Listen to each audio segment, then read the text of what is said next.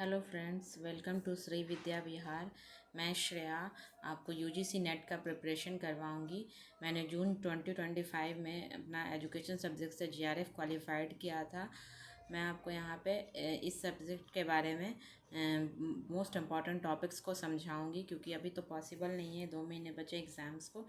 जनवरी में एग्ज़ाम्स हैं, तो मैं पॉसिबल नहीं कि मैं पूरा सिलेबस कवर करवा पाऊँ। तो मैं जो मोस्ट इम्पॉर्टेंट टॉपिक्स है उसको आपको समझाने के आने वाले सेशंस में प्रयास करूँगी।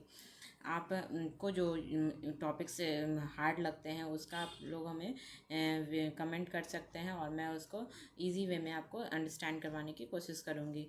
तो चलिए, इस सब्जेक्ट को जानने से पहले हम इसके सिलेबस के बारे में जान लेते हैं।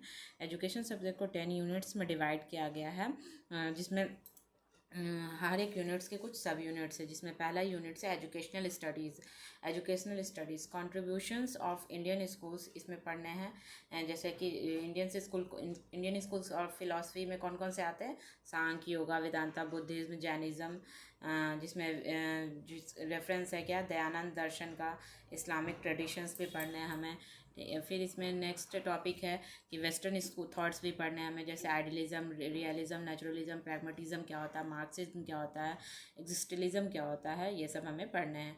अप्रोचेज ऑफ सोशियोलॉजी पढ़ने हैं, जैसे symbolic interaction, structural conflict theory क्या है, concept and types of school institutions and their functions, family, schools और सोसाइटी का क्या अप्रोचेज है यहाँ पे, कैसे जो सोशियोलॉजी है, जो समाज शास्त्र है, वो हमारे ये शिक्षा पे, एजुकेशन सिस्टम पे कैसे प्रभाव डालता है, वो हमको पढ़ना है आगे।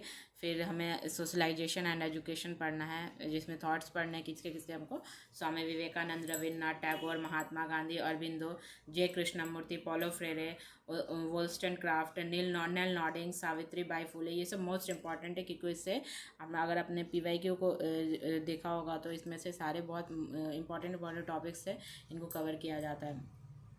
ये सब के क्वेश्चन, प्रीवियस ईयर क्वेश्चन मैंने बहुत सारे देखे हैं। अब नेक्स्ट यूनिट मैंने देखते हूँ history, polity and economics of education पढ़ना है हमें, कि हमारा जो एजुकेशन है उसकी हिस्ट्री क्या है, कैसे हमारा एजुकेशन धीरे धीरे सोसाइटी के अकॉर्डिंग डेवलप होते गया है।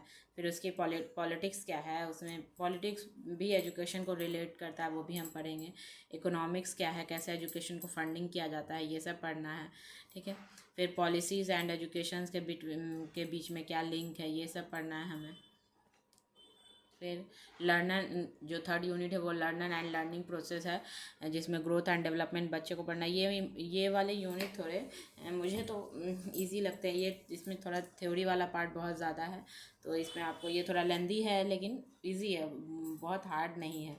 जैसे इसमें हमें पढ़ने हैं एल्बर्ट एलिस, REBT वाला ह्यूमनिस्टिक, पर्सन सेंटर्ड काउंसलिंग्स पढ़ने हैं, थ्योरीज ऑफ काउंसलिंग्स पढ़ने हैं, ये सब पढ़ने हैं। चलिए, फिर यूनिट 4 हम देखते हैं। टीचर एजुकेशन पढ़ना है हमें। टीचर एजुकेशन में टीचर एजुकेशन का मीनिंग क्या है, नेचर क्या है टीचर एजुकेशन का, types of teacher education programs, the structure of teacher education curriculum and its reason in curriculum document, NCT teacher education के बारे में क्या किया है इन्होंने, और आगे क्या करेंगे, क्या आगे का प्लान है, इसके बारे में हमें पढ़ना है। Teacher education from viewing from Shulman का, इसमें डेंगल्यूक, Habermas, meaning of reflective teaching, ये सब पढ़ना है हमें। Concept, need, purpose, scope, in service teacher education क्या होता है, प्री सर्विस टीचर एजुकेशन क्या होता है, इन सब के बारे में पढ़ना है। फिर करिकुलम स्टडीज़ है, करिकुलम कॉन्सेप्ट क्या है, करिकुलम कैसे बनता है, किन किन चीज़ों का ध्यान रखा जाता है करिकुलम को बनाने में, उसके मॉडल्स ऑफ करिकुलम डिज़ाइन क्या क्या है, कौन कौन को से मॉडल पे के बेस पे करिकुलम को डिज़ाइन किया जाता है, इंस्ट्रक्शनल सिस्टम क्या है, ये सब पढ़ना है हमें।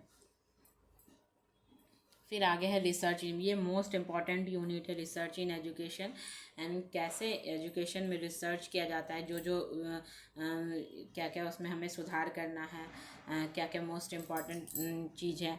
जैसे आगे भी अगर आप JRF क्वालिफाइड कर लेते हैं तो आप फिर PhD में एडमिशन लेंगे, PhD करेंगे, तो उसमें आपको भी रिसर्च करना होगा, क्या वेरिएबल्स हैं।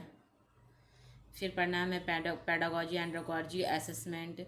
पेडागोजी क्या होता है, एंड्रोगोजी क्या होता है, असेसमेंट क्या होता है। तो पेडागोजी बच्चों से रिलेटेड होता है और एंड्रोगोजी एडल्ट से रिलेटेड होता है। इसके बारे में हमें जानेंगे। असेसमेंट क्या होता है, असेसमेंट क्या होता है, फिर उसमें आप ये उसमें बहुत सारे थ्योरीज पढ़ेंगे, जैसे एडर्सन और कर्तवाल की थ्योरीज, जो ये बहुत हम लोग डीपली आगे पढ़ेंगे। Assessment in pedagogy of education, assessment in pedagogy मतलब इसका मूल्यांकन कैसे करना है, टीचर इन और फॉर एजुकेशन, ठीक है। फिर कॉन्सेप्ट एजुकेशन में टेक्नोलॉजी कैसे यूज़ किया जाता है,